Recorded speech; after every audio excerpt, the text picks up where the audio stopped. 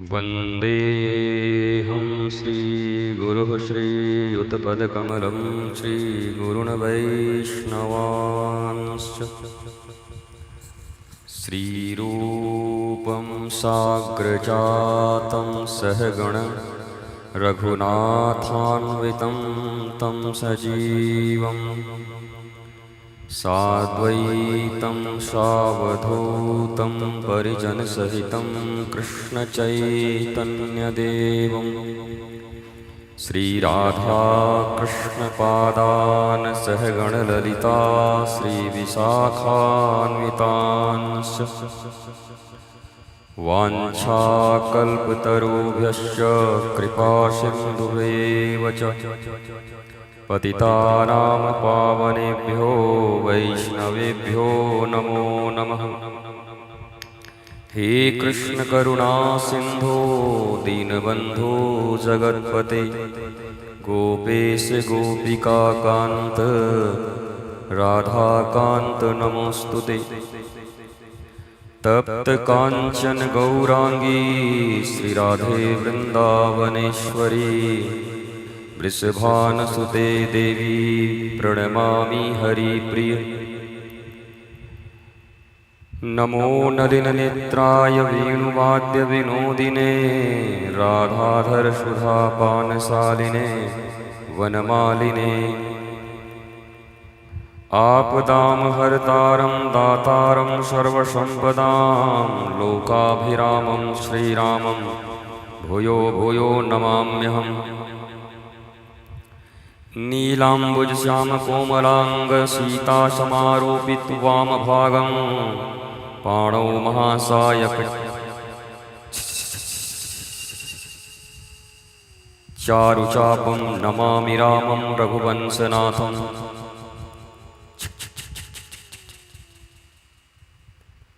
नाम संकीर्तनं यस्य सर्वपापप्रणाशनं प्रणामो दुःखशमनः तं नमामि हरिं परं। नाम चिन्तामणिरूपं नामैव परमागति नाम्नः परतरं नास्ति तस्मान्नाम उपास्महे। हरे कृष्णा कृष्ण कृष्ण हरे हरे हरे राम राम राम हरे हरे। हरे कृष्णा कृष्ण कृष्ण हरे हरे हरे राम राम राम हरे हरे। हरे कृष्णा कृष्ण कृष्ण हरे हरे हरे राम राम राम हरे हरे। संसारदावानललीढलोकत्राणाय कारुण्यघनाघनत्वं प्राप्तस्य कल्याणगुणार्णवस्य वन्दे गुरुः श्रीचरणारविन्दम्। महाप्रभो कीर्तन नृत्यगीतवादित्रमादन्यमनसोरसेन रोमाञ्चकं पाशुतरङ्गभाजो वन्दे गुरुः श्रीचरणारविन्दम्। श्रीविग्रहाराधन नित्यनाना शृङ्गारतनमन्दिरमार्जनादौ युक्तस्य भक्तांसनियुञ्जतोऽपि वन्दे गुरुः श्रीचरणारविन्दम्। चतुर्विध श्रीभगवत्प्रसादस्वादान् तृप्तान् हरिभक्तसङ्गान् कृत्यैव तृप्तिं भजतः सदैव वन्दे गुरुः श्रीचरणारविन्दम्। उज्ज्वलवरनगौरवरदेहं विलसितनिरवधिभावविदेहं त्रिभुवनपावनकृपयाहलेशं तं प्रणमामि च श्रीसचितनयम्। भज श्रीगोपालं दीनदयालं वचनरसालं तापहरं विहरतस्वच्छन्दम् आनन्दकन्दं श्रीव्रजचन्द्रं ब्रह्मपरम्। पूरणशशिवदनं शोभासदनं जितछविमदनं रूपवरम् विहरतस्वच्छन्दम् आनन्दकन्दं श्रीव्रजचन्द्रं ब्रह्मपरं। पूरणशशिवदनं शोभासदनं जितछविमदनं रूपवरं हलधरवरवीरं श्यामशरीरं गुणगम्भीरं धीरधरम्। राजतवनमाला रूपविशाला चालमराला सुरतहरम् कुण्डलघृतकर्णं गिरिवरधरणं निजनशरणं कृपाकरं गोपिनकृते अङ्गं ललितत्रिभङ्गं लज्जितनङ्गं निरखिपरम्। जलधरवरश्यामं पूरणकामम् अतिसुखधामं दुःखहरम् वृंदावन क्रीडित असुरन पीड़ित ब्रजति व्रीडित रसिकवरम भज श्री गोपालम दीन दयालम वचन रसालम तापहरम विहरत स्वच्छंदम आनंद कंदम श्री व्रजचंद्र ब्रह्मपरम बर्हापीरं नटवरवपुः कर्णयोः कर्णिकारं बिभ्रदवासः कनककपिशं वैजयन्तीं च मालाम् रन्ध्रान् वेणुरधरसुधया पूरयन् गोपवृन्दैर्वृन्दारण्यं स्वपदरमणं प्राविशदगीतकीर्ति अहो वकीयं स्तनकालकूटं जिघानिशयापायदप्यसादवीलेभे गतिं धात्रीचितां तदोन्यं कम्बादयालुं शरणं व्रजेम कम्बादयालुं शरणं व्रजेम कम्बादयालुं शरणं व्रजेम वंशी विभूषितकरान्नवनीरदाभात पीताम्बराद अरुणबिम्बफलाधरोष्ठात् पूर्णेन्दुसुन्दरमुखादरविन्दनेत्रात् कृष्णात् परं किमपि तत्त्वमहं न जाने न गुरोरधिकं तत्त्वं न गुरोरधिकं तपः तत्त्वज्ञानात् परं नास्ति तस्मै श्रीगुरुवे नमः यो ब्रह्मरुद्रसुकनारद भीष्ममुख्यैररक्तो न सहसा पुरुषस्य तस्य सद्यो वशीकरणचूर्णम् अनन्तशक्तिं तमराधिकां चरणरेणुं मनुस्मरामि अलम् विषयवार्तया नरककोटिविभत्सया वृथा श्रुतिकथा श्रमोपदविभूमि कैवल्यतः परेश भजनोन्नमदा यदि सुखादयः किं ततः परं तु मम राधिकापदरसे मनुमज्जतु मनुमज्जतु मनुमज्जतु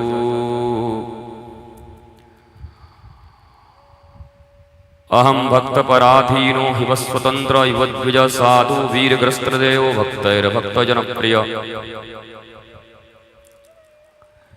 गुरु बिन भवनिधि तरहि न कोई जो बिरंचि शंकर सम होई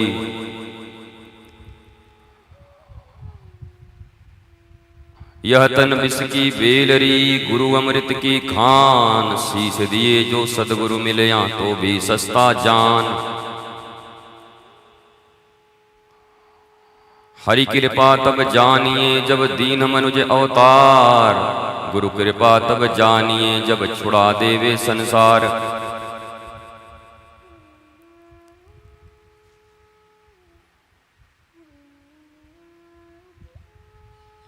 बिनु सतसंग विवेक न होई राम कृपा बिनु सुलभ न सोई निर्मल मन जन सो मोहि पावा मोहि कपट छल छिद्र न भावा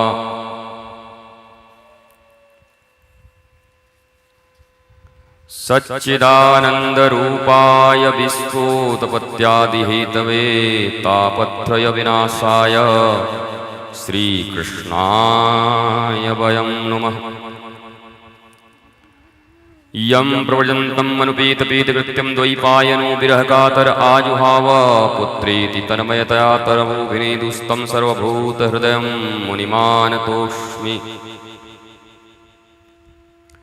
नैमिषे सूतमासी नवविवाद्य महामतिं कथामित्रसास्वादकुशलः शौनको ब्रवीत् अज्ञानध्वान्त विध्वंस कोटि सूर्य समप्रभ सूताख्या ही कथासारम मम कर्णरसायनम भक्ति ज्ञान विरागतो विवेको वर्धते महान माया मोह निरासश्च वैष्णवे क्रियते कथम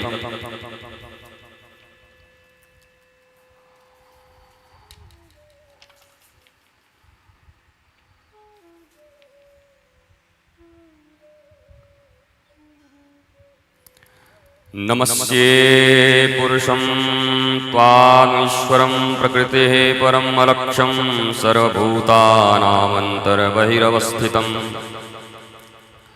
मायाजवनिकाच्छन्नामोघ अदक्षजं व्ययं न लक्ष्यसे मूढदृशा नटो नाट्यधरो यथा तथा परमहंसानां मुनीनाम् अम्लात्मनां भक्तियोगविधानार्थं कथं पश्येमहि स्त्रियः कृष्णाय वासुदेवाय देवकीनन्दनाय च नन्दगोपकुमाराय गोविन्दाय नमो नमः। नमः पंकजनाभाय नमः पंकजमालिने नमः पंकजनेत्राय नमस्ते पंकजांघ्रये। यथा ऋषिकेश खलेन देवकी कंसेन रुद्धातिचिरं सुचार्पिता विमोहचित्ताहं तसहजात्मविभो त्वयैव नाथेन मुहुर्विपदगणात्। विपदः सन्तु नः शश्वत् तत्र तत्र जगद्गुरो भवतु दर्शनं यस्याद् अपनर्भव दर्शनम्।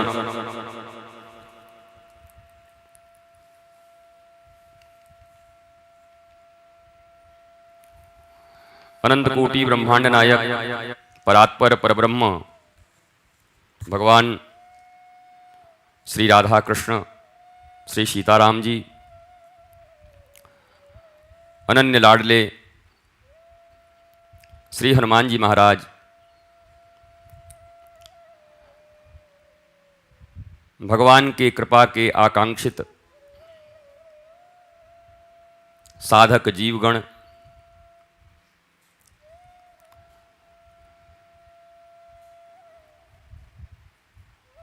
जीवन को जीवन के स्तर तक समझ लेने की, समझ पाने की आकांक्षा रखने वाले उपस्थित प्रत्येक विद्वान जीवात्मा, जब तक पेट न भरा हो तब तक एक परेशानी है कि पेट भर जाए, पर वास्तव में परेशानियों की शुरुआत होती ही है पेट भरने के बाद।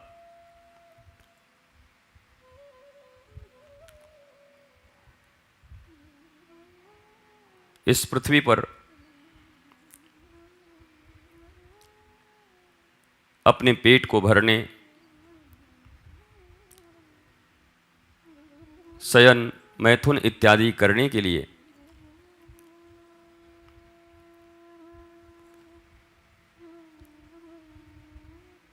बाकी जितने भी जीव हैं वो कम हंगामा करते हैं। यूं कहें कि प्रकृति के लय में चलते हुए अपने पेट को भी भर लेते हैं, प्रजनन आदि क्रिया भी कर लेते हैं।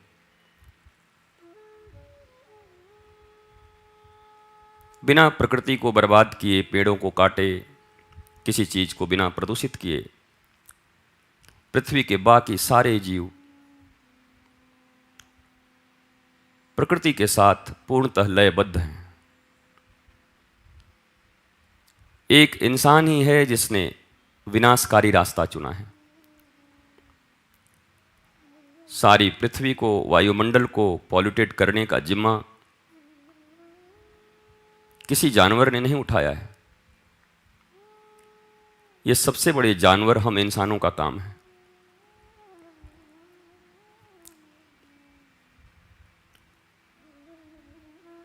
वैसे तो मनुष्य कहता यह है कि सबसे बड़ी समस्या दाल रोटी की है, लेकिन आप विचार करके देखो कि दाल रोटी के बाद जो ये दिमाग समस्या पैदा करती है वो सबसे बड़ी है। दुनिया के महान कुछ वैज्ञानिकों ने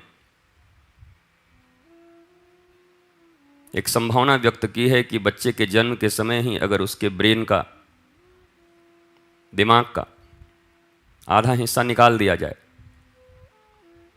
तो पृथ्वी पर कोई हलचल नहीं होगा। बड़ी शांति से इंसान जिएगा, न किसी से आगे बढ़ने की होड़ होगी, न जंगल काटने की होड़ होगी, न दौड़ होगी। खाएगा, प्रजनन करेगा, किसी ध्यान के बिना भी शांत रहेगा। किसी धर्म, किसी ध्यान की उसको जरूरत नहीं पड़ेगी।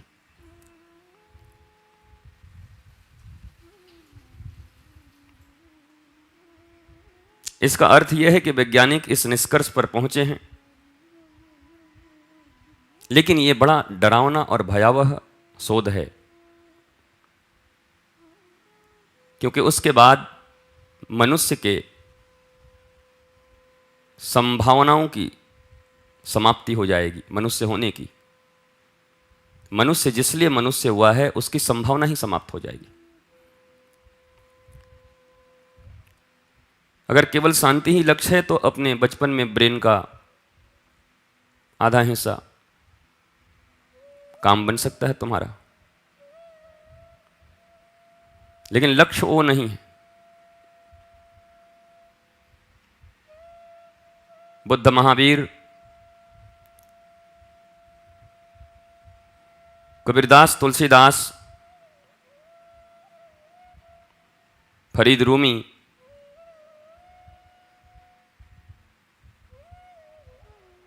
जनाबाई, नामदेव की तरह बुद्धि तो समग्र रहेगी, लेकिन बिना किसी हंगामा के अपने उच्चतम सीमा तक। मनुष्य में निम्नतम सीमा तो है, उच्चतम सीमा नहीं है। जानवरों की उच्चतम सीमा भी निर्णित है पहले से, क्या करना है, किस लिए आया है, कितने दिन रहेगा, क्या खाएगा, उससे ज्यादा उसको कुछ नहीं करना। उसका हंगामा ही नहीं है। तुम देखो एक शेर का पेट भर जाने के बाद और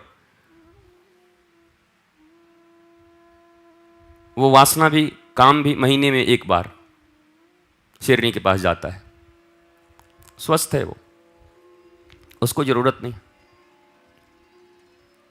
बहुत हंगामा नहीं करता हो। पेट भरा हो तो कभी नहीं उठेगा वो, न शेर न शेरनी।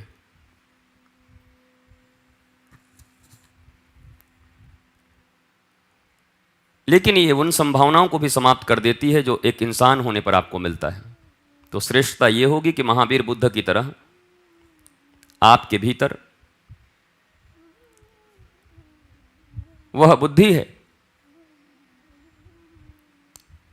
वह चेतना है,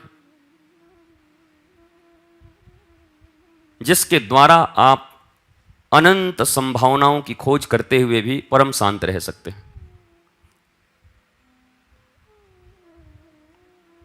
और इसीलिए आप मनुष्य बने हैं, नहीं तो बिल्कुल जानवर हैं आप। तो वर्तमान परिस्थिति को देख के लगता है वही हो जाना ज्यादा अच्छा है।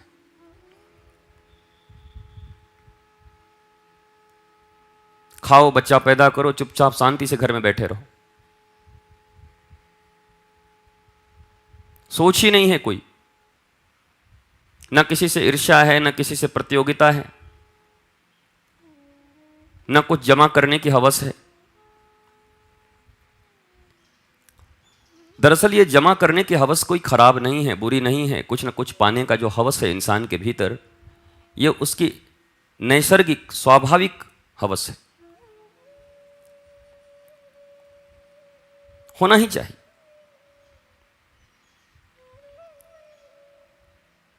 लेकिन टुकड़े टुकड़े में कभी विकास नहीं होता। टुकड़े टुकड़े में हमारे जीवन के कब टुकड़े हो जाते हैं कुछ पता नहीं।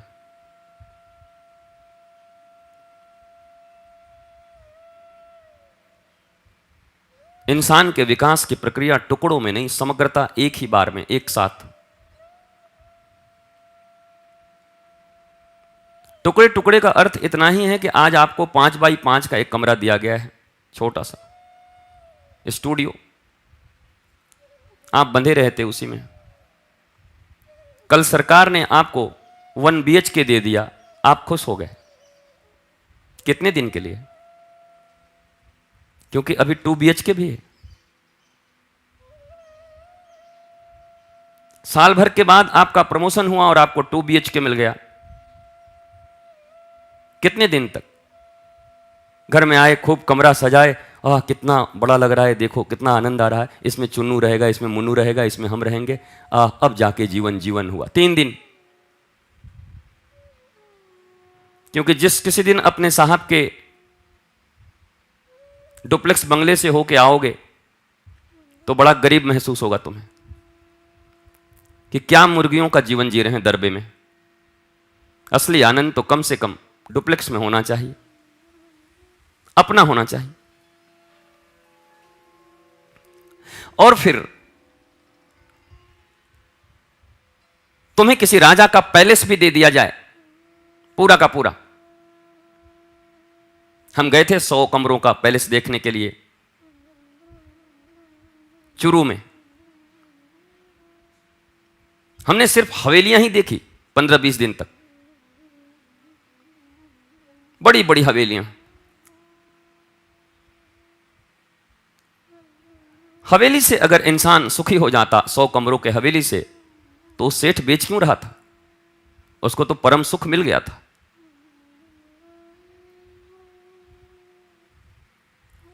सारी हवेलियां बिक रही, बेचने वाले को पता चल गया कि इसमें कोई रस नहीं है, खरीदने वाले को अभी उसमें रस नजर आता है, 2 साल के बाद पता चलेगा कि इसमें कोई रस नहीं है।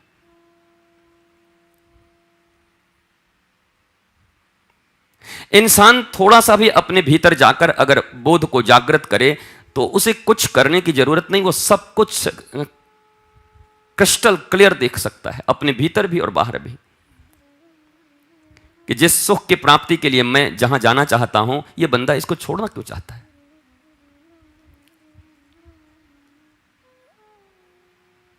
And you are not a guinea pig.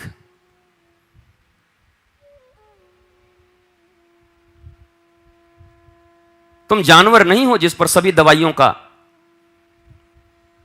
प्रयोग किया जाए इंसान से पहले, तुम जियो या मरो। लेकिन अफसोस की बात है कि हर एक इंसान ने अपने जीवन को गिनी पिग की तरह बना लिया है। हम उन महान महापुरुष बुद्ध पुरुषों के जीवन से कुछ सीखने को राजी नहीं हैं।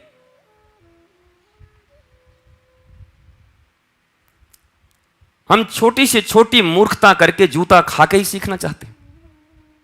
ऐसी मूर्खता है हमारी। जिंदगी इतनी बड़ी नहीं है, विशेषकर कोरोना के इस दौर में, जहां एक पल भी भारी पड़ सकता है। कितने प्रयोग करोगे अपनी जिंदगी पर?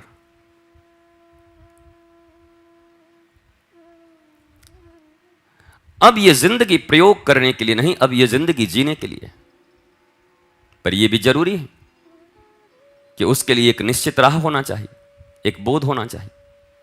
बिना बोध के तो इतने साल से जी ही रहे हो और दुख पा रहे हो, नरक पा रहे हो। और उसके कारण भी यही है कि चौराहे पर ही खड़े हो अभी तक। किसी मार्ग को तय नहीं किया पूरी तरीके से तुमने। सुबह प्रातःकालीन सभा में हमने हंसते हुए छुलुक मुत्ती का नाम लिया था। यह वास्तव में हमारा जीवन ही छुलुक मुत्ती है। इतने सारे रास्ते खोल लिए हैं, छुलुक छुलुक छुलुक करते करते चैन कहीं नहीं।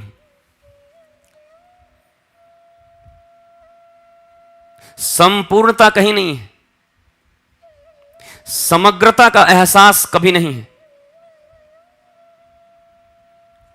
आदमी हमेशा अधूरा है, अपूर्ण है।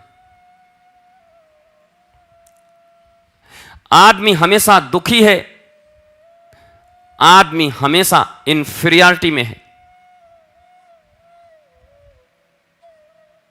दूसरे से छोटे होने की पीड़ा उसके भीतर में, अंतर मन में बैठी हुई है। चाहे वो धन से हो, कद से हो, सुंदरता से हो, कपड़ों से हो, बुद्धि से हो, पढ़ाइयों से हो, 2 कौड़ी की, परिवार से हो, लेकिन हर जगह अपूर्णता है।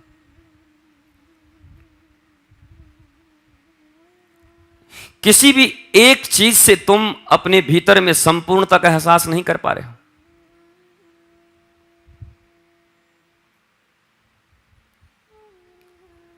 और अधूरा आदमी कभी भी जीवन नहीं हो सकता। लंगड़े पशु की तरह अपने जीवन को ढोते हुए नजर आ रहे हैं सब। जिंदगी आनंद नहीं रह गया, जिंदगी एक संघर्ष बन गया। लड़ना है, भिड़ना है, पाना है, कुछ होना है। लेकिन क्यों लड़ना है, क्या पाना है, क्या होना है, क्या उस पाने से क्या होना है, कुछ खबर नहीं। बस एक अंधा जुनून है, एक अंधी दौड़ है, वो भी हमारी नहीं है, उधार की। क्योंकि हमारी अभिप्सा तो अभी जागृत ही नहीं हुई है, हमारा प्यास तो अभी जागृत ही नहीं हुआ है।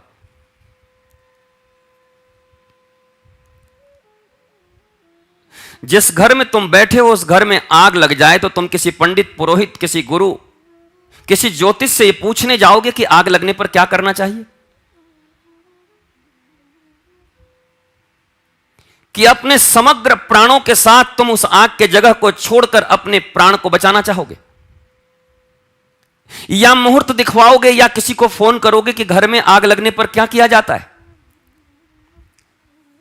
या शास्त्र खोलोगे कि गीता खोलोगे कि कृष्ण ने क्या कहा कि आग लगने पर क्या करना चाहिए? तब तक तो तुम और गीता दोनों जल जाओगे। तुम्हारे साथ कुरान, बाइबल, गुरु ग्रंथ सब जल जाएंगे।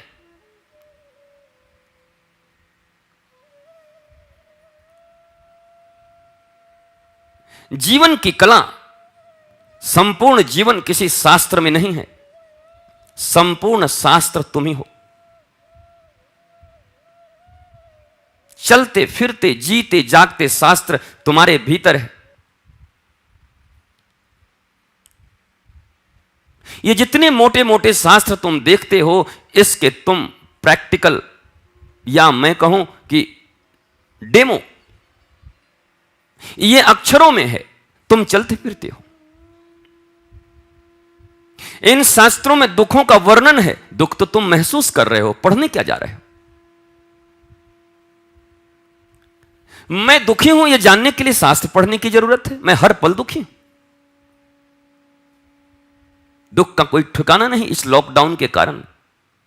और इस लॉकडाउन में भी अब नया लॉकडाउन अपने आश्रम के लिए, मानो पहाड़ ही गिर गया हमारे ऊपर। दुख कहीं ढूंढना है, दुख कहीं देखना है, दुख किसी से पूछना है।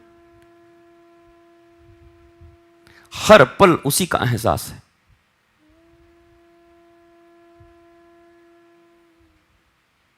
सत्तर साल का एक पिता अपने पुत्र को कहता था कि अब देख मेरे जाने का समय आ गया, तू भी तो कुछ पढ़ा कर, कुछ शास्त्रों का अध्ययन किया कर, कभी मंदिर जाया कर, कभी दर्शन कर आया कर, कुछ भक्ति भी कर ले। पुत्र ने बड़ी सावधानी से कहा कि जब से आप 22 साल के हो तब से मैं भी पैदा हो गया हूं, और 4 साल से मुझे होश आ गया है। मैं लगातार 40 साल से तुम्हें देख रहा हूं, कुछ करने का नतीजा। तुम कुछ कुछ करके भी इस स्थिति में हो। कुछ मंदिर गए, कुछ भक्ति किया, कुछ कथाएं सुनी, कुछ गीता के चंद अध्याय पढ़ लिए, चंद श्लोक रोज दोहरा लिया। पर क्या कहूं पिताजी, आपका यह दुखी जीवन देखकर मुझे कुछ करने की इच्छा नहीं होती, बल्कि मैं तो उस दिन का इंतजार कर रहा हूं जिस दिन सब कुछ कर सकूं। मैं तैयारी कर रहा हूं सब कुछ की, क्योंकि कुछ कुछ के परिणाम मुझे देखने के लिए कहीं और जाने की जरूरत नहीं है। तुम मेरे बाप हो, तुम्हारे भीतर ही देख रहा हूं कुछ कुछ करने से क्या होता है। कुछ कर लेने से, कुछ पूजा कर लेने से, कुछ पंडितों की कथा सुन लेने से, कुछ अनंत चतुर्दशी के व्रत कर लेने से, कुछ प्रदोष व्रत कर लेने से, कुछ बरगद के पेड़ों में डोरे बांध लेने से, ये सब मैंने देख लिया है। तुम्हारे कुछ कुछ का नतीजा विगत 40 सालों से मैंने तुम्हें बहुत दुखी देखा है पिताजी, अतृप्त। इसलिए मैं कुछ नहीं करूंगा। यह कुछ बहुत खतरनाक है, न इधर का न उधर का। मैं सब कुछ करने के मूड में आ चुका हूं। और यह घटना कलकत्ता की है, सच्ची घटना है। और एक समय ऐसा आया जब वो व्यक्ति गया समग्रता से, और जैसे मीरा गिरधर में समा गई थी वैसे ही मंदिर में जाकर प्रभु में ही समा गया। एक ही दिन गया। क्या हुआ था? अपने भीतर के दुख को, अपने भीतर के प्यास को बड़ी गहराई से उसने महसूस किया। हमारी तकलीफ यह है कि दुख हम महसूस करते हैं पर पूरा दुख नहीं है अभी। रामकृष्ण परमहंस के पास जब वो व्यक्ति आया और कहा मुझे ईश्वर का दर्शन करा दो, तो बोला चलो पहले स्नान करके आ जाते हैं, स्नान करके फिर बात करते हैं पंचवटी में बैठकर, हो सकता है बहती हुई धारा में भी तुम्हें कुछ सिखा दूं। वो व्यक्ति उस समय हंसता था, पागल आदमी लगता है, धारा में क्या सिखाएगा ईश्वर, हो सकता है कमाल का आदमी है, लोग ठाकुर कहते हैं कुछ कर भी सकता है। और क्या किया आप सबको पता है, बहती धारा में ले गया, पटक के रामकृष्ण ने गर्दन दबा दिए उसके। और फिर आगे की कथा बाकी बैठे हुए तोता और सुन रहे तोताओं को पता होगी। कथा पता ना होगी ऐसा तो नहीं हो सकता, पर जीवन में ऐसा कभी हुआ नहीं तुम्हारे साथ और होने की संभावना भी नहीं दिखती, क्योंकि सुन लेने को ही तुमने ज्ञान मान लिया है।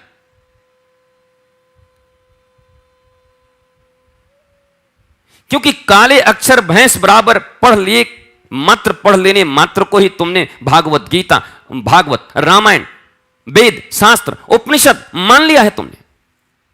कुरान, बाइबल जो भी पढ़ते हो तुम्हें क्या पता।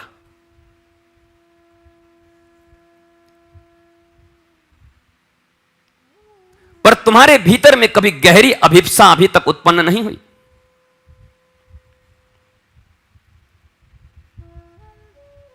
ज्ञानवान होना तो बहुत दूर की बात है, ज्ञानवान होने की प्रक्रिया तो आज तक न हो पाया। लाखों शास्त्र आ गए, गुरु आके चले गए, कोई ज्ञानी बनने को राजी नहीं।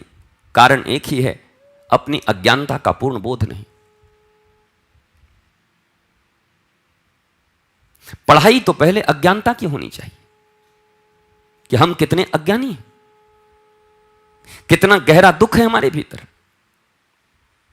घर में लगी आग तो फिर बचने के लिए किसी से पूछना नहीं पड़ता, आदमी रास्ता ढूंढ ही लेता है। दूसरे तीसरे मंजिल पर भी हो तो कूद जाता है, नीचे कूद कर तो हाथ पैर टूटेंगे, पर ऊपर तो लगता है फ्राई हो जाऊंगा, भुर्जी निकल जाएगी।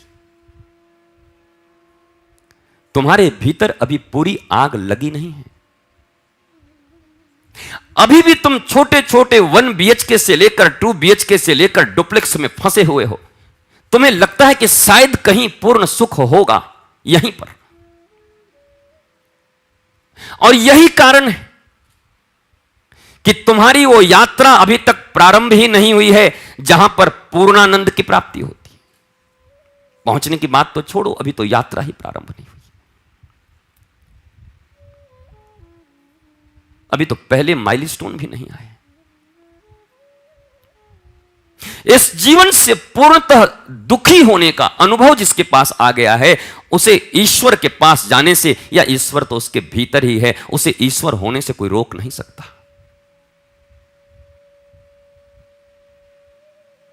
उसे कृष्णदास होने से कोई रोक नहीं सकता। सबसे बड़ी गंभीर बात है कि हमें उस दुख का एहसास नहीं, एहसास है भी तो जैसे मलमूत्र पर गुलाब की पंखुड़ियां डालकर हमने ढक दिया। कभी गहरे में अवसाद उठा तो सिनेमा देखकर उसका मनोरंजन कर दिया 3 घंटे तक। कभी गहराई से वितृष्णा उठी, प्यास उठा, जो कि तुम्हारे बुद्धत्व होने की सूचना दे रहा था, लेकिन तुमने क्या किया, एक बोतल शराब भीतर ढकेल कर उस बुद्धत्व की कब्र खोद डाली। वहीं पर तुमने टेम्पररी रिलीफ खोजे, तुमने टुकड़े टुकड़े में सुख को खोजा। समग्र आनंद की अभिप्सा तुम्हारे ऊपर भीतर कभी उठी ही नहीं अभी। इसलिए जीवन का पहला ज्ञान यही है कि ये छोटे छोटे टुकड़े मुझे एक दिन मार डालेंगे। मेरे अत्यंत प्रिय और बरसों से, दशकों से मेरे प्रिय झारखंड के एक बहुत लोकप्रिय लीडर, जिनका अभी 2 दिन 3 दिन पहले देहांत हुआ, श्री राजेंद्र प्रसाद सिंह, एकीकृत बिहार में ऊर्जा मंत्री, बिहार झारखंड जब दोनों एक था, उसके बाद भी कई बार मंत्री, उसके बाद विपक्ष के नेता, बड़े बड़े पदों पर, मजदूर यूनियन के पूरे भारतवर्ष के लीडर,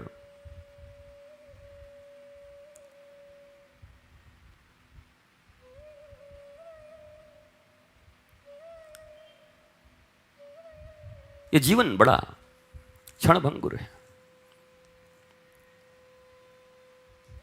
पद प्रतिष्ठा पैसे कुछ काम नहीं आते उस दिन।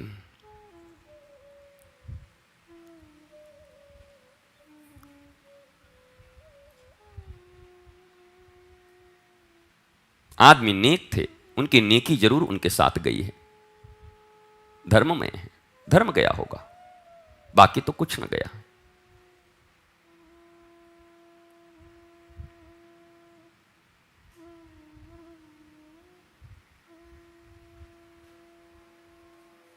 और टुकड़े टुकड़े में सुख पाने की जो तुम्हारे भीतर में इच्छा है, यह इस बात की सूचना देती है कि तुम्हें किसी विशेष, किसी बहुत बड़े, किसी विराट की तलाश है।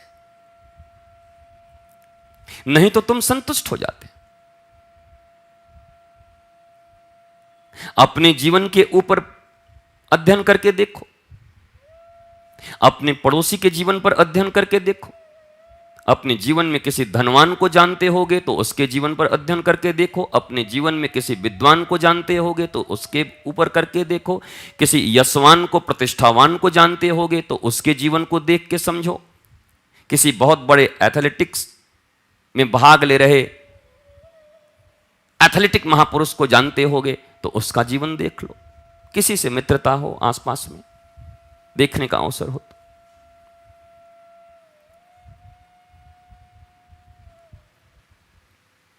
पाने की आकांक्षा विराट है, विशाल है। मजबूरी यही है कि इन भौतिक इंद्रियों से उस विराट की प्राप्ति नहीं हो सकती, और हमारा भौतिक इंद्रिय ही उसको पाना चाहता है।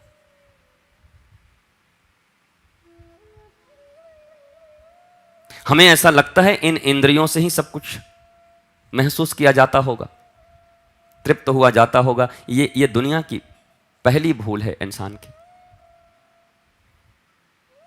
यह सीमित है, तुम्हारी चाह असीमित की है। यह क्या मैं प्रवचन कर रहा हूं, तुम्हें समझ में नहीं आ रहा कि तुम्हारी चाह असीमित की? अपना तो बस 2 रोटी और 2 कपड़ा मिल जाए, हां समझ आता है मुझे। और अगर बात यहां पे आके रुक गई है तो बहुत बड़ी बात हो गई है। लेकिन तुम्हारा मन भी जानता है कि मन रुका नहीं, ठहराया गया है जबरदस्ती। लाचारी में ब्रह्मचारी बनाया गया है इसको। पर यह अवस्था बहुत दिनों तक टिकने वाली नहीं है। यह तुम्हारा स्वभाव है, तुम मनुष्य हो। अनंत विस्तार के लिए तुम्हारा इस पृथ्वी पर आना हुआ है। तुम जिनके अंश हो, जब तक उनसे तुम्हारी मुलाकात नहीं हो जाती तब तक तृप्ति तो नहीं मिलेगी तुम्हें। समझना इतना ही है कि इन भौतिक इंद्रियों के सीमित शक्ति से जिन जिन चीजों को तुम पाने का प्रयास कर रहे हो,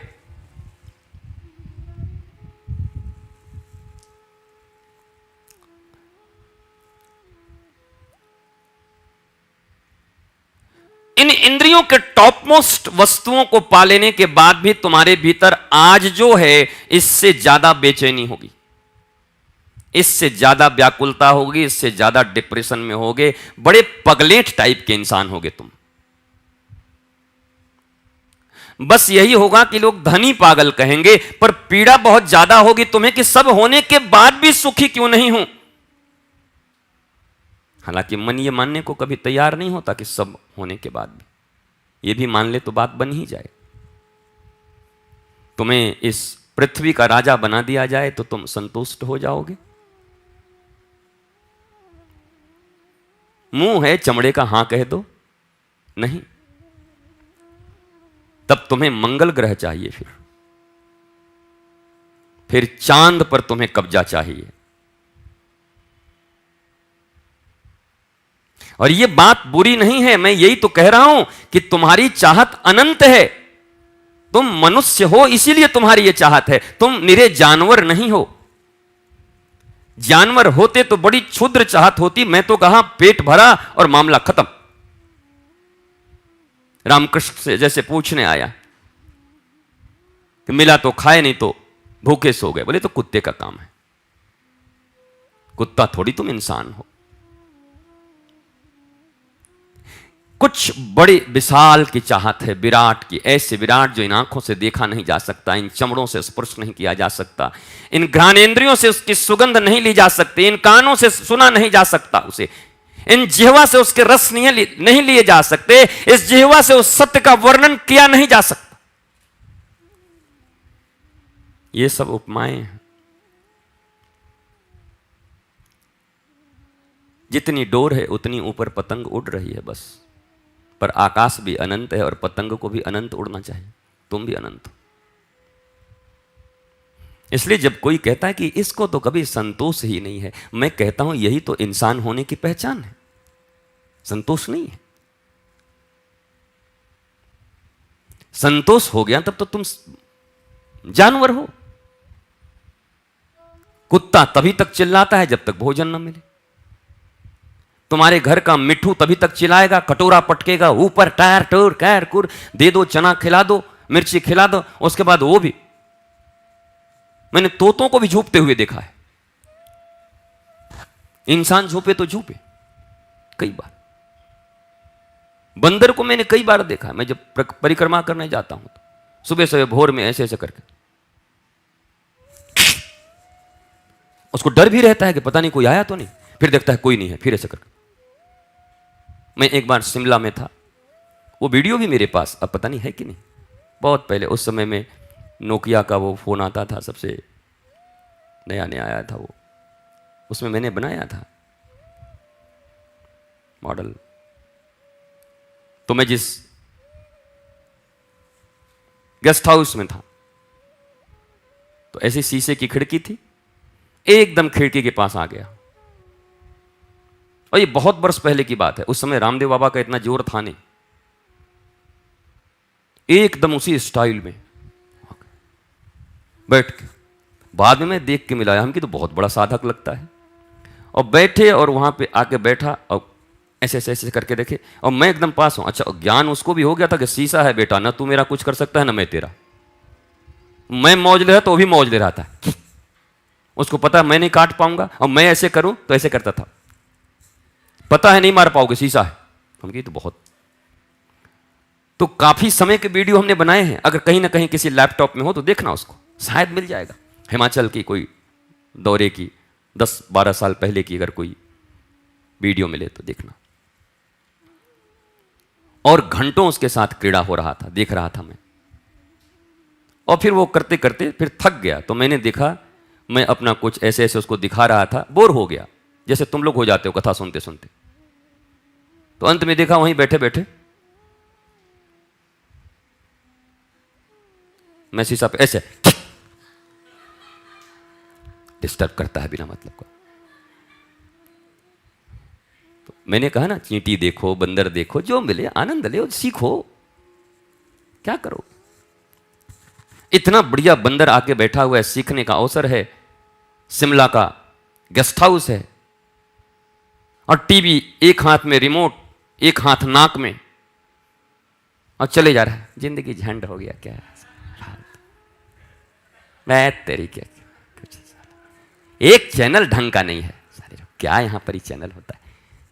नीचे अगर होटल है तो आपके यहां वो चैनल जो नहीं होगा उसी को पूछेगा ये नहीं है क्या, नहीं है, बस तो क्या है आपके यहां, तो नहीं है तो मत देख, जब कुछ है ही नहीं तो देखेगा लेकिन फिर जरूर, चलो अब इसी को देखते हैं। माने इतनी मजबूरी की जिंदगी, उपलब्ध संसाधनों में नृत्य करते हुए, आनंद करते हुए, मौज करते हुए, अपने विकास की यात्रा को सतत जारी रखते हुए तुम अनंत की संतान हो, अनंत की तुम्हारी यात्रा है। बिना किसी हेजिटेशन के, बिना किसी डिप्रेशन के, बिना किसी भाग दौड़ के, किसी के साथ हमारा कोई भाग दौड़ नहीं कि हमको जल्दी पहुंचना है, कि भगवान वहां पर खड़े हैं 1 किलोमीटर पर पहले कौन पहुंचता है। भगवान तो परेशान है इंसानों से।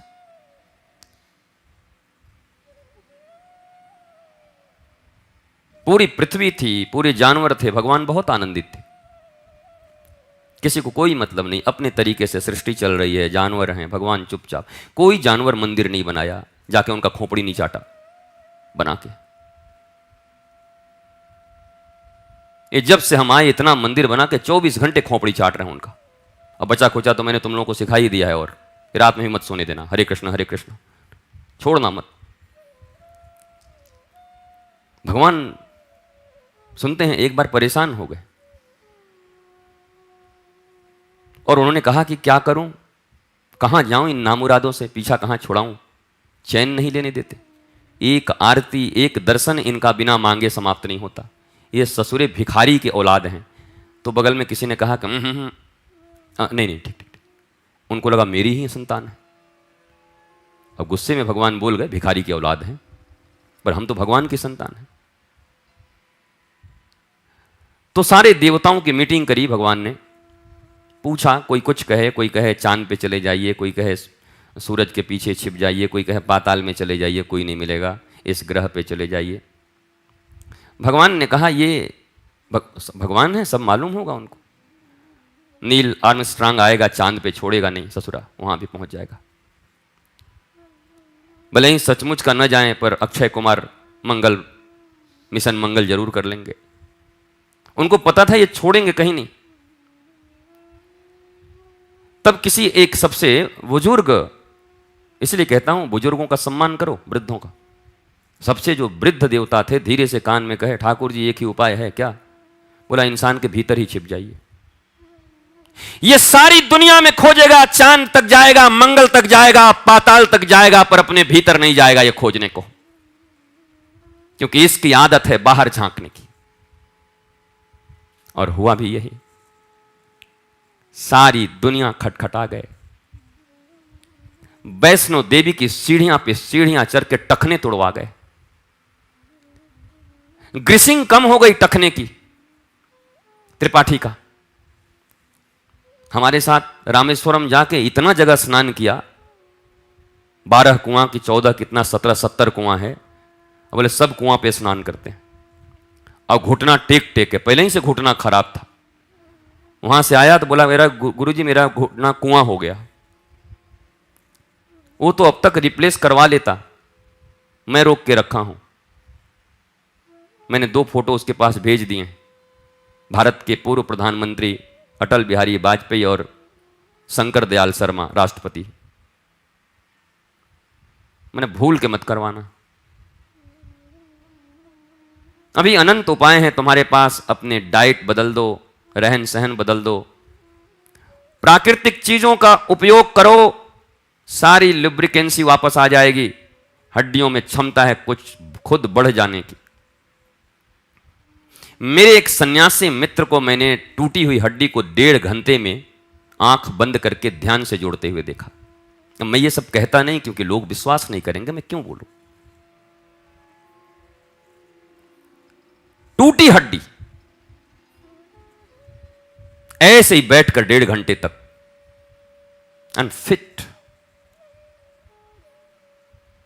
तो लेकिन ये मैं नहीं कहता, ये मत करना। अभी तुम्हें जितनी दवाइयों की जरूरत है भैया तुम लो, अभी तुम अभी उस स्थिति तक हो नहीं और पहुंच जाओगे वो करने के लिए कि बीमारी है। गुरुजी ने कहा है आंख बंद करने से ठीक होता है। और मैंने पूछा क्या खबर है? बोला 105 डिग्री पे है, आंख बंद किए हुए। 2 घंटे के बाद पूछा क्या हुआ? बोला आंख बंद रह गया, अब खुलने की कोई संभावना नहीं, परमानेंट बंद हो गया। ये मत करना। अपने शरीर को जैसा अभ्यास तुमने कराया है उसी के अनुसार जियो अभी, लेकिन यह नहीं कहता कि यह संभावना नहीं है इंसान के भीतर। अनंत हो तुम कुछ भी कर सकते हो, कुछ भी। यह फैंटेसी नहीं है, यह कोई परियों की कहानी भी नहीं है।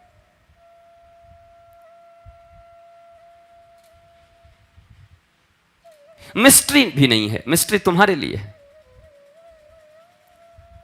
यह बड़ा सहज प्रक्रिया है जिसे तुमने खो दिया है अपने लाखों जन्म, करोड़ों जन्म के अभ्यास के कारण।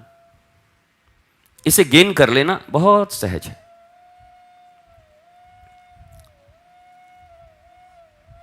इसलिए तुम्हारे विराट होने और कुछ चाहने की क्रिया को महात्मा कभी बुरा नहीं मानता, बुद्ध पुरुष कभी बुरा नहीं मानते।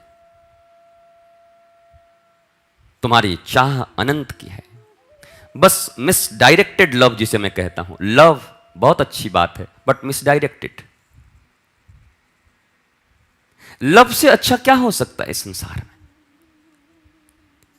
सब कुछ करके भी तो मनुष्य प्रेम को ही उपलब्ध होना चाहता है, प्रेम में ही जीना चाहता है, प्रेम करना चाहता है और प्रेम पाना चाहता है। हालांकि यह गलत प्रक्रिया है, क्योंकि प्रेम पाना वही चाहता है जिसके पास प्रेम नहीं होता है। जो भरा हुआ है वो केवल देना चाहता है, और देना भी क्यों चाहेगा? वो तो सहजता है, बहेगी उससे। मैंने कई बार कहा कि फूल को सुगंध देना नहीं पड़ता, वो उसका स्वभाव है। वो तुम्हारे ऊपर कोई अनुग्रह नहीं करता, तुम्हारे ऊपर कोई दया नहीं करता, कोई सोशल वर्क नहीं करता। वो अपनी मस्ती में खिला है, अपने लिए। वायु के संस्पर्श से तुम्हारी नासिका तक सुगंध आ जाती है, ये वायु की कृपा और तुम्हारी कला नासिका की। फूल को कोई फर्क नहीं पड़ता, न उसको इंफीरियरिटी है और न उसको सुपीरियरिटी है। वो पूर्ण है, वो मस्त है, वो खिलने में ही आनंद ले रहा है, और मौज उसको मुरझाने में भी है। क्योंकि खिलते समय भी वर्तमान में है, मुरझाते समय भी वर्तमान में है।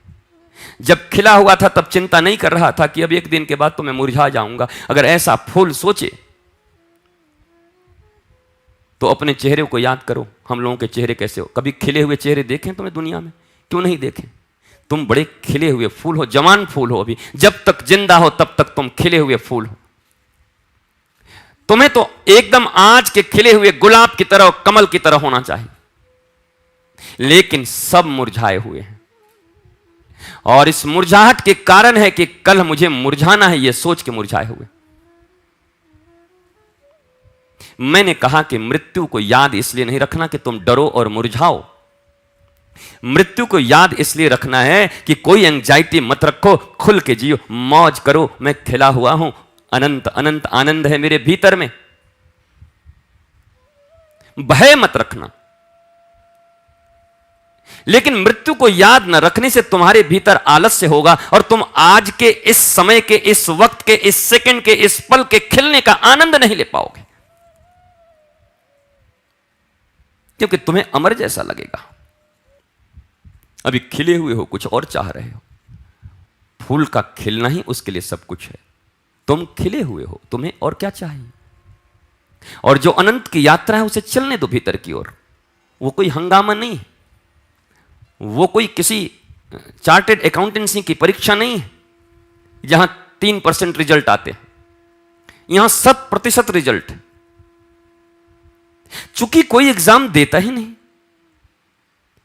कोई इस क्लास में है ही नहीं, तो तुम्हें देखकर बड़ी निराशा होती कि कोई तो पहुंचा ही नहीं। कोई है ही नहीं तो कहां से पहुंचेगा? तुम्हारा होना, तुम्हारा यह मानना कि मेरी यात्रा चल पड़ी है, मैं आनंद में हूं, तुम पहुंचोगे। कौन पहुंचेगा मुझे कुछ पता नहीं। तुम बुद्ध होगे, और तुम अभी ही बुद्ध हो। इसको जान लेना भीतर से, केवल मेरे कहने से नहीं। मेरा कहना भी उधार का ज्ञान है। मैं फिर कहता हूं, मेरा कहना कोई मायने नहीं। यह तुम्हारे भीतर की आवाज है। तुम न देख पा रहे हो, मैं देखकर सिर्फ तुम्हें याद दिला दे रहा हूं। बड़े दिनों से खड़ी हुई गाड़ी को मैंने एक धक्का दिया है, बस तुम अब एक्सीलरेटर पे पांव रख के इसको सीधा ले जाओ, मौज करो, आनंद करो। मैं स्टार्ट कर दे रहा हूं, इससे ज्यादा कुछ नहीं। फिर कहता हूं मैं, तुम दबाव में मत रहो, तुम मेरे अधीन नहीं हो। और एक स्वस्थ आदमी कभी किसी को अधीन रखे वो खुद अस्वस्थ होगा। स्वस्थ आदमी कभी किसी को अधीन रखना चाहता ही नहीं। वो जैसे परम प्रेममय है, परम स्वतंत्र है, वो वैसे ही चहुदिशी पूरे अस्तित्व के साथ जुड़ा हुआ है। जर्रे जर्रे कण कण में वो स्वतंत्रता देखता है, गुलाम नहीं बनाना चाहता। किसी को गुलाम बनाने की मनसा, यह सबसे बड़ी रुग्णता है। रोगी है वो इंसान जो किसी को गुलाम बनाना चाहता है। सदगुरु, पीर, महात्मा या इंसान या तुम वो हैं जो सबको कल कल छल छल करते हुए विशुद्ध गंगा की तरह बहते हुए देखना चाहते हैं। अब यह बात और है कि गंगा की भी अपनी धारा है। धारा तोड़ दे तो सुंदरता खत्म हो जाती है। तो वो धारा तुम अपना तय करो, किनारे अपने तुम तय करो। किस किनारे में बह के तुम सुखी रह सकते हो, आनंदित रह सकते हो। मनुष्य ने किनारे तोड़े हैं। मनुष्य बेलगाम हो गया बाढ़ की तरह, खुद का भी सर्वनाश कर रहा है और आसपास जो भी आ रहे हैं सबको चपेट में ले रहा है। सारी पृथ्वी कराह रही है तुम्हारे मर्यादाहीन होने के कारण, स्वतंत्रता के कारण नहीं। गंगा स्वतंत्र है, स्वतंत्र बह रही है, कोई नहीं रोक रहा, किसी के रोके रुक भी नहीं रही है। लेकिन उसके किनारे हैं, किनारों में कल कल किल्लोल वंतनी कैसी सुंदर बह रही है, कैसे पुनीता बना रही है सबको, पवित्र बना रही है सबको।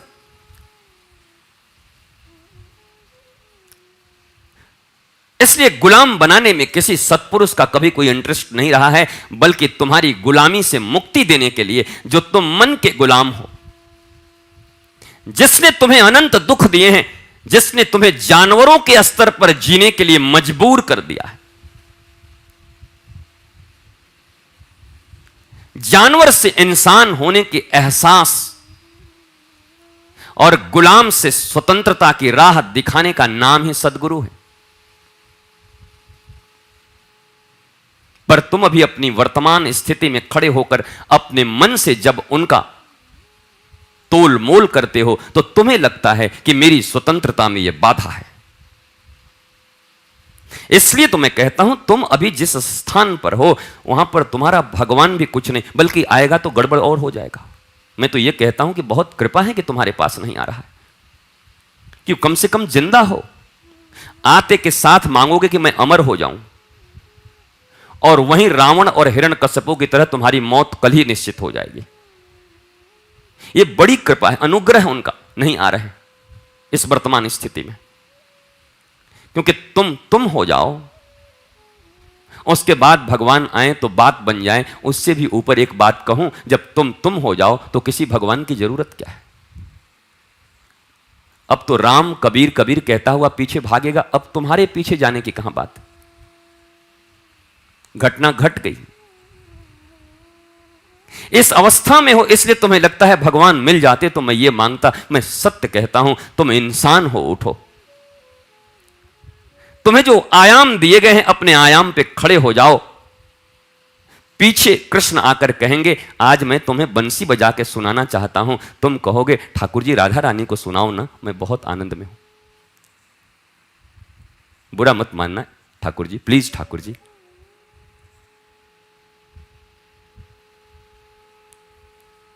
यह है तुम्हारे इंसान होने की कथा, यह है तुम्हारे होने की कथा। होना नहीं है, हो ही, हो ही। एक अनुभव की बात है, बस एक तीव्र एहसास की बात है, एक गहरी निष्ठा और आस्था की बात है। मैं हूं ही, और यात्रा पूर्ण है।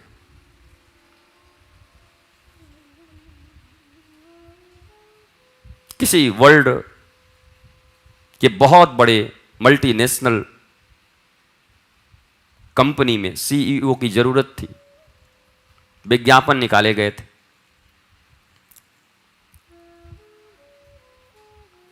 लाखों लोगों ने इंटरव्यू दिया, उसमें से फाइनली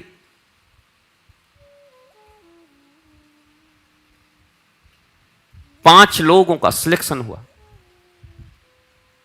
इन 5 में से एक को और लाना था। और अब आज अंतिम इंटरव्यू था और उसके एक दिन पहले कल क्या पूछा जाना है, क्या प्रश्न पत्र है, वो लीक हो गया। कई बार हुआ है तुम्हारे जीवन में, तो इसी का तो आनंद लिए हो, क्वेश्चन लीक। और वहां जाने के बाद पता चला कि लीक होने के कारण तुम तो समझते थे कि क्वेश्चन पेपर लीक हो गया, रातों रात बदल दिया गया है और तुम नील बटा सन्नाटा लिख के आए, इतना बड़ा गोला कि हे भगवान। इतना फ्रस्ट्रेशन आ गया कि जो याद था वो भी खत्म हो गया, क्योंकि तुम तो पूरे कॉन्फिडेंट। मेरे साथ तो ऐसा भी नहीं था।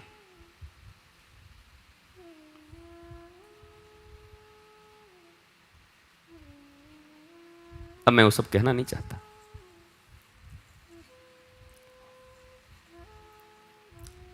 हमारे कॉलेज में तो ऐसे ऐसे लोग थे, धुरंधर लोग, कि रात में ही कॉपी ही उठा के ले आए, जो कॉपी कल मिलनी है उनको, और प्रश्न पत्र भी लीक हो गया और आज ही लिख के खाली जाके जमा करके आ गए बैठ के। धुरंधरों की कोई कमी है?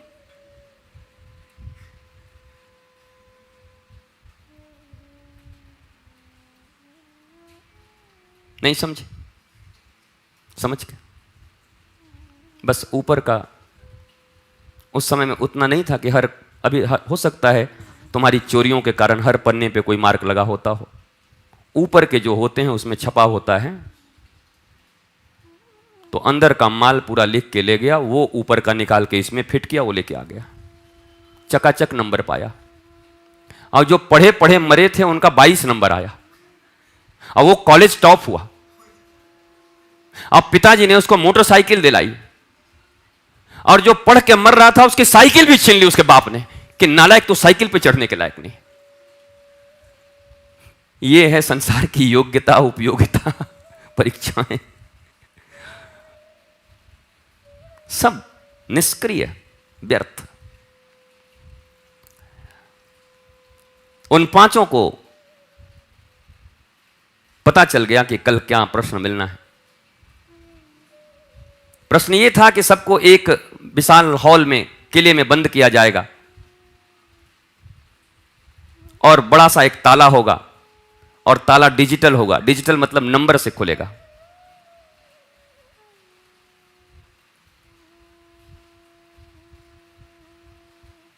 अब तो एक ही जगह ठहराए गए थे सारे प्रतियोगी, फाइनल प्रतियोगी। 4 प्रतियोगियों ने तो किताब, शर्मा गेस पेपर, डाइजेस्ट, कईयों ने शास्त्र खोजा कि ताला संबंधित कोई शास्त्र तो पुराना नहीं है। जैसे काम शास्त्र है वैसे कोई ताला शास्त्र मिले अगर, खोजा लोगों ने। चाणक्य के बुक खोल लिए लोगों ने। खूब रात भर मेहनत चली, एक थ्योरी को और एक प्रैक्टिकल को ना छोड़ा। झूपते थे तुम्हारी तरह, तुम झूपते हो ना रात भर? अरे प्रवचन में नहीं झूपते? सावधान,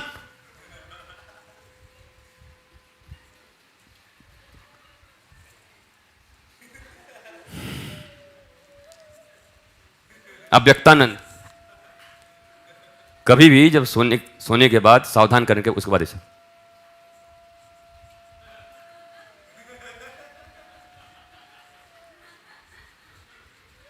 ऐसा लग रहा है कि गाड़ी की सेल्फ खराब हो गई है। घुर्र घुर्र घुर्र घुर्र घुर्र। कई बार देखा मैंने सोचा सेल्फ होगा बेचारे का, 3-4 बार के बाद ही स्टार्ट होता होगा, फिर ऐसे खुलता होगा, लेकिन 5वीं बार ऐसे से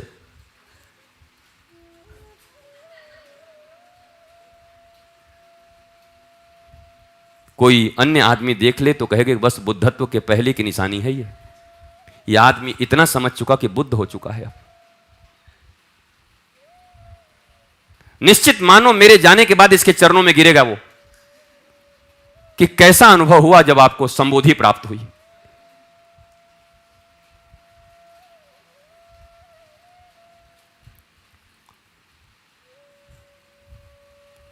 वो तो यही बताएगा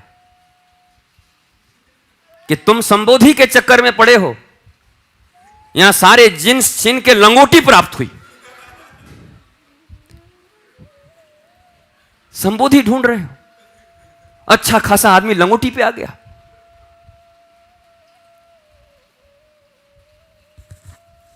और अगर इसी को संबोधि कहते हैं तो मैं आशीर्वाद देता हूं कि तुम्हें भी जल्दी ये लंगोटी मिले। ऐसा आशीर्वाद तो आदमी बहुत देता है लोगों को।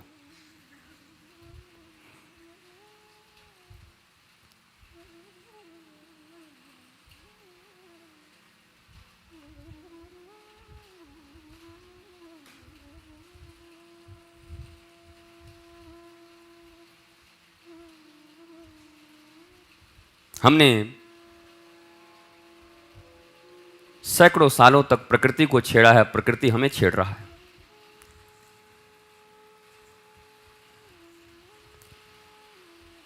तुम छेड़खानी करोगे तो तुमसे भी तो होगी ना, छेड़ाओ अब बैठ के। आदित्य का नहीं बोलते कि दीपक बुझ गया, बेचारे का चूल्हा बुझ गया। बड़ी मुश्किल से गोहरी लगवाया था, उसमें गोबर के कंडे, सारा गोबर हो गया वो फिर से कंडा। हीटर में उसको सुखवा लो फिर से। मैंने देखा गोहरी एक आदमी का गंदा हो गया, जल्दी उसको दवाई पीना था तो हीटर जलाया, फिर गोहरी सुखाया। हम बोले नालायक, कितने में तुम्हारी दवाई हो जाती। तो इतना दिमाग काम नहीं किया, बहुत मैं नाराज था। तो हीटर से गोहरी सुखाया, पहले गोबर, उसके बाद फिर जलाया। जिंदगी झंड हो गई, कोई मेरे को। अब मैंने जब बताया, इसीलिए जीवन में गुरु की जरूरत होती है। हम कहे हाँ, गोबर गणेशों को होती है, गोहरी वालों को।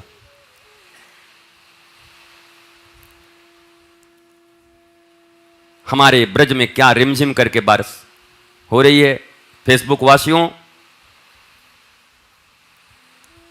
घोर वर्षा हो रही है हमारे यहां भी, आनंद के साथ झूम रही है सारे प्रकृति कायनात। आपको आवाज भी सुनाई पड़ रहा होगा।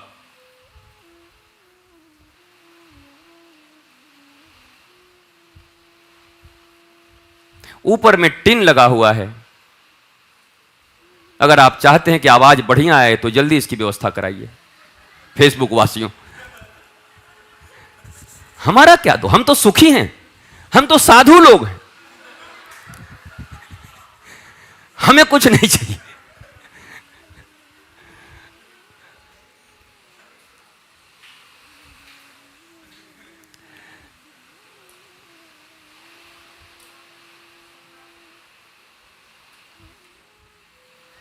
आपने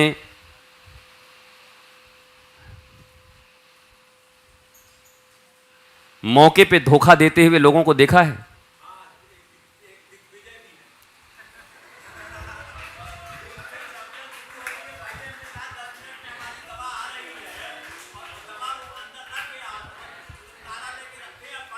देख, ये उठा तो मैं बोला ना कि कोई मेरे मौके पे धोखा। देख,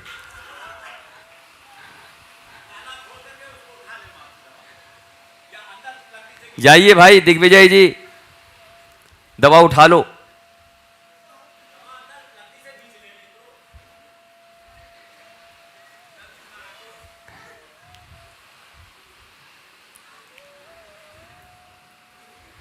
ये है मौके पे धोखा।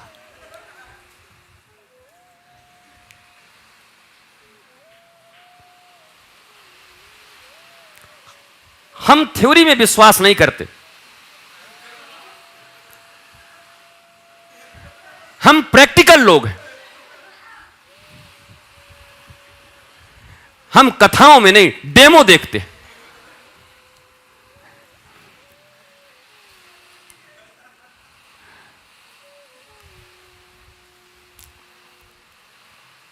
ये यात्रा बड़ी हसीन है, बड़ी रंग है। बस एक बार भीतर के प्यास को गहराई से,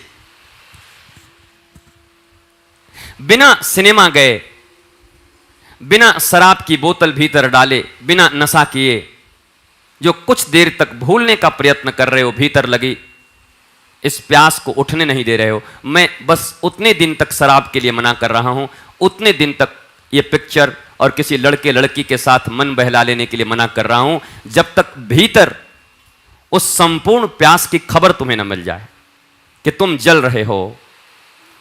बहुत तगड़ी प्यास तुम्हारे भीतर में है। कुछ चंद दिनों के लिए बाहरी लोगों का सहायता लेना बंद कर दो, बस अपनी प्यास से रूबरू हो जाओ। और मैं फिर तुम्हें कहता हूं कि तुमने मौके पे धोखा देता हुआ लोगों को और नहीं देखा होगा। आज इतना ही, मैं चला अपने प्रसाद की ओर। इस बारिश में तुम सब यहां कैद होकर के हरे राम करो, हरे कृष्ण करो, ये तुम्हारे ऊपर है। मुझे पता है कहीं जा नहीं सकते, अब पता चलेगा अकेला बैठना क्या होता है।